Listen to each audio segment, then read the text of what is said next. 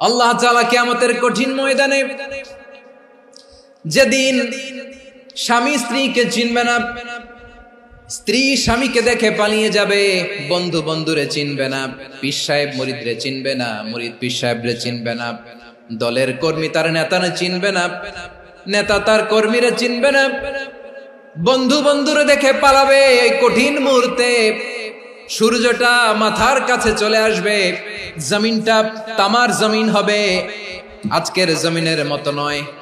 মানুষ ঘর্মাক্ত, ক্লান্ত, শ্রান্ত মাথার মগজগুলো কানের ছিদ্র আর নাকের ছিদ্র দিয়ে বেয়ে বেয়ে পড়বে। বিশ্বনবী ফরমান, কিয়ামতের ওই কঠিন ময়দানে 7 শ্রেণীর ব্যক্তিকে রব্বুল আলামিন তার আরশের নিচে ছায়া দিবেন। তার মধ্যে প্রথম শ্রেণীর ব্যক্তি হলো ইমামুন আদিল, যে ইনসাফের সাথে বিচার করে, যে জাস্টিস সমাজে সার্ভ করে, যে সুশাসন নিশ্চিত করে, ওই ইমামুন আদিল। আদিল শব্দটা বুঝছেন না? ইন্নাল্লাহা ইয়া'মুরু বিল আদল, পাইছেন? আদিল